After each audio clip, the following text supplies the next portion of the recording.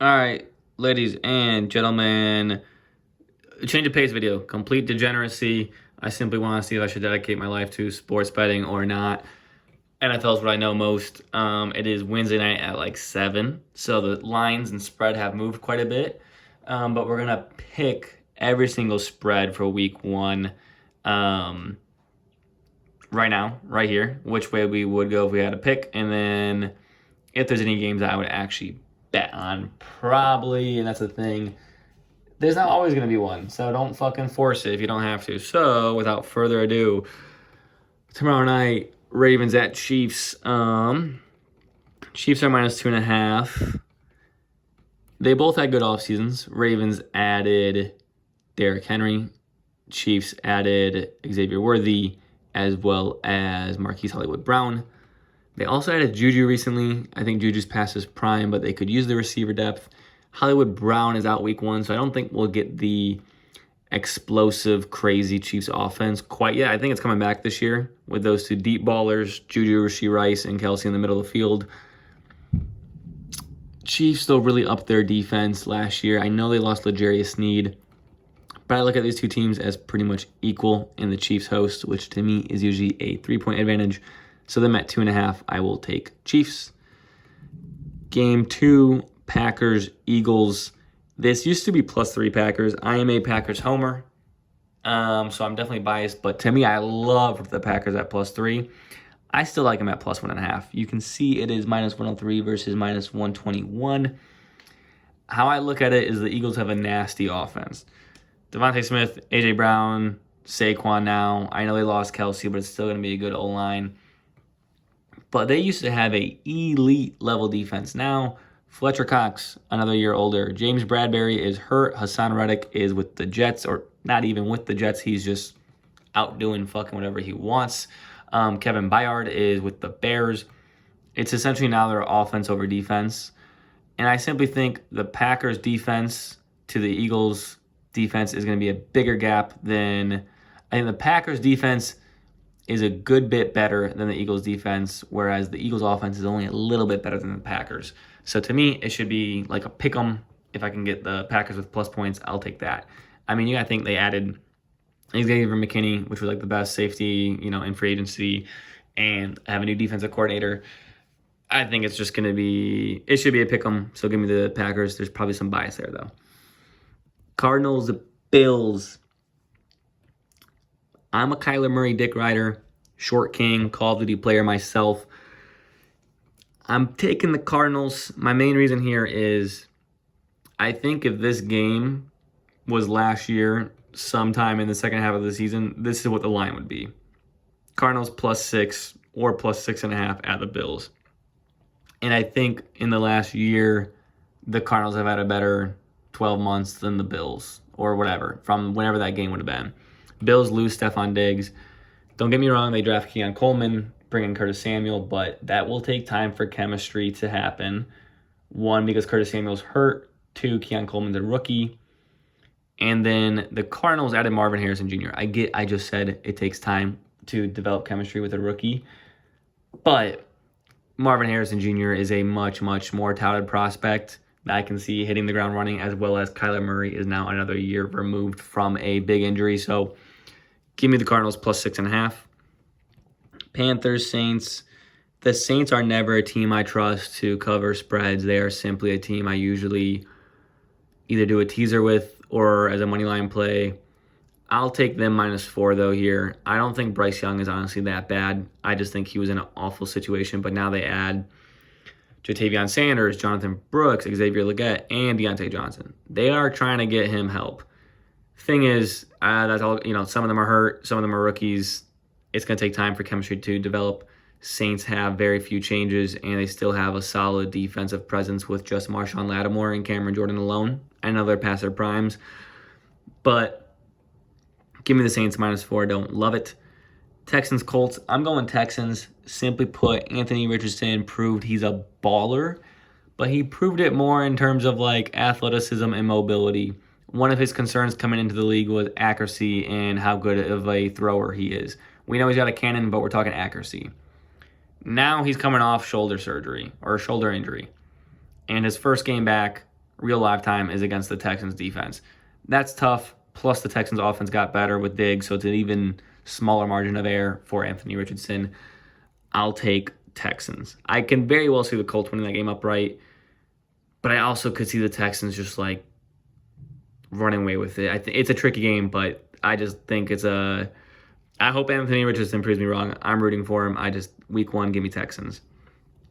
Dolphins, Jags, it's pretty much an offensive battle. Pretty high over-under at 49. That's 7 tutties. I simply look at the Dolphins. Both don't have good defenses. If I had to lean, Jaguars probably have a better one with the Dolphins using Christian Wilkins, but I'm just more confident in the Dolphins being able to put up points. It's a top 5 receiving room, probably a top 5 running back room, and they're at home. So give me Dolphins. Vikings, Giants, this is a gross game, and I feel fucking disgusting saying this is probably one of 2 games I'm going to bet on. It's not my favorite one. I'm only making one for sure bet, but I might sprinkle the Giants. Simply put, the over-under is 41. In a low-scoring game, I'm going to side with the better defense. Giants have big decks on the D-line and added Brian Burns. That's an insane D-line. I know they lost Xavier McKinney, but Sam Darnold, who has been essentially a career backup, going against that D-line, I think leads to some turnover at some point in the game, and that could be the deal breaker. Even if not, Giants are at home, and like I said, just low-scoring game, I'm going to favor the home team and the better defense. I do think Giants, Saquon has been the identity of their offense, so it will be really interesting to see if they still lean on the ground game with Devin Singletary or if they start putting it in Daniel Jones' hands anymore, because they were a playoff team with Daniel Jones and Brian Daboll a couple years ago. He somehow got him paid $40 million a year. So that's my thing. I have confidence in just Daboll, to be honest. And Malik Neighbors is legit. But really, only reason is just better defense in a low-scoring game. Patriots-Bengals, 8 is a lot of points to put up, but Jamar Chase reported to practice. Him and Burrow don't need time to develop chemistry. I think it might honestly be a little close for like a quarter or two, but Bengals will pull away just as the game goes on. And Trey Hendrickson's kind of, same thing. Like, you have a big force. Trey Hendrickson was like top 5 in sacks last year against a career backup kind of guy. That could make a turnover and just make the spread hit there with like a pick 6 or fumble 6. Give me Bengals. Pittsburgh, Atlanta. This moved. It used to be -3 Atlanta. As much as I want to have confidence in Kirk Cousins simply because he's old and coming off an injury, new offense and all of that, I have some concerns just until I see it. It could be beautiful. I could see the Atlanta Falcons running away with their division and it being really boring. But for week 1, I got to see it first, and you're going to give me the Steelers they can lose by a field goal and still get it. I'll take that because their defense is so legit, and Mike Tomlin has kept them like a 500 team even with dog shit quarterback play. I think Russell Wilson honestly isn't dog shit. You got to think, or washed completely yet. He's obviously past his prime. But last year, Sean Payton was trying to get him out of there, probably not helping him. They also don't have a talented team there in Denver. So, to me, like, Russ was in a pretty bad scenario and didn't play awful. Now he's in a so much better of a scenario. Give me Steelers plus 3.5. Titans, Bears, week 1, I'm fading rookies. I do think Caleb Williams definitely could be an outlier here because of his draft and prospect profile as well as the weapons. I just think, simply put, Levis has more experience. Their coaching staff is trying to do an air raid. They are bringing in Calvin Ridley. I just simply put have slightly more confidence in the Titans putting up points than the Bears. Based off experience, give me them plus 4. I could see, Caleb putting on a clinic, but they added L'Jarius Sneed, the Titans. I think that's enough to either shut someone down or slow them down, or if he gets a pick, he can clinch the game or something. So give me Titans plus 4. Broncos Seahawks has moved as well. I loved the Seahawks when they were like -5. I will still be taking the Seahawks at -6. The Broncos, Sean Payton has made it really clear they only have 5 receivers on their entire roster. Courtland Sutton, I think he's solid. He's made some pretty crazy catches, but I think when you compare him as a wide receiver 1 to a lot of other NFL teams, he's like a subpar one. Jerry Jeudy, I think's just not fucking good. I just look at their offense and I think there's not a lot of talent. And Bo Nix is his average depth of target in college was dog shit. It was just screens and easy reads was the system they were in. Essentially, I think Denver just wants to run the ball and have good defense. To me, going into the Seahawks, you have a really, really good home field advantage, as well as they're a team that, with their receiving core and Kenny Walker, I think can put up points. And if the Broncos have to put up points, which is something that they're just not an offensive team. They're going to be a defensive ground and pound control. If they start trying to play and get points, they're going to make mistakes. Give me the Seahawks. Raiders, Chargers, this one's, perfect -3, +3, same odds. I don't love either side of it. I do think Raiders get an upgrade in Minshew at quarterback, but not drastic, where the Chargers take some hits. But simply put, the biggest question mark is the Chargers' talent. Dobbins and Gus Edwards are meh. Josh Palmer, McConkey, question marks. I think Josh Palmer is sneaky good. But I'll take them -3 because, simply put, I think the better quarterback will shine in a close matchup. They typically elevate their team, and I trust their coaching staff. And they got that big fucker, Joel, on the line. So give me Chargers. Cowboys, Browns, this one's gross. I don't fucking know where I go. Cleveland was good last year with dog shit quarterback play. You can tell that's their biggest concern. They have 5 quarterbacks on their roster, or 4, excuse me. Jameis, Huntley, or at least they initially had Jameis, Huntley, DTR, and Deshaun Watson. Now Huntley has moved on, I heard, back to Baltimore, but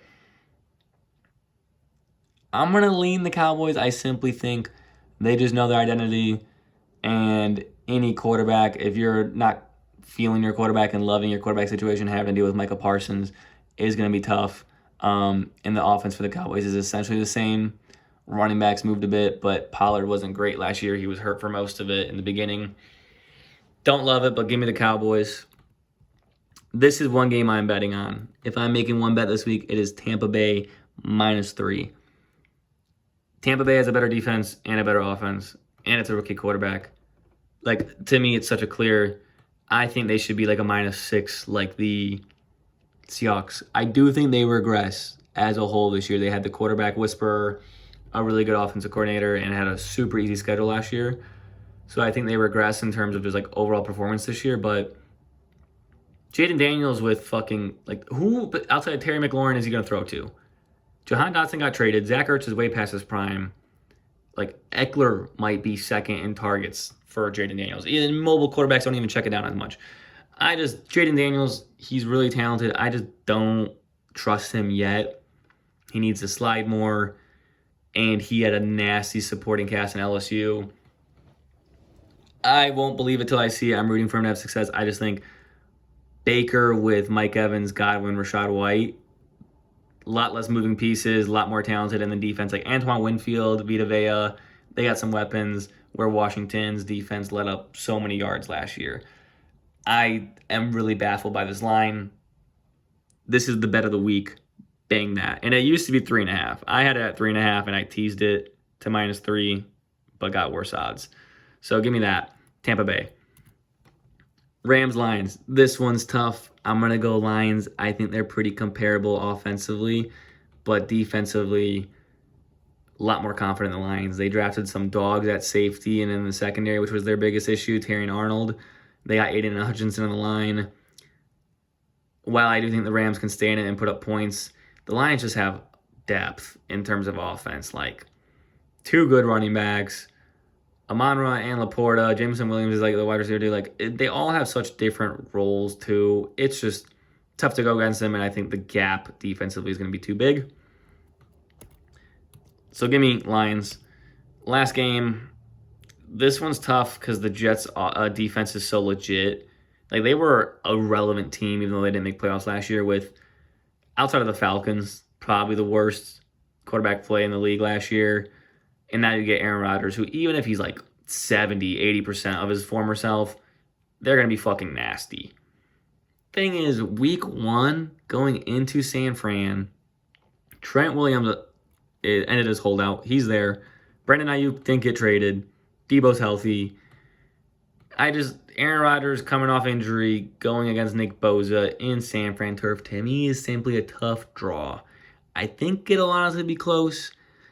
I could see it being just, a field goal at the end of it, but if I had to lean one way, I'm going to go with the less moving pieces. Give me 49ers minus 4.5. So we'll just quickly go through them all again.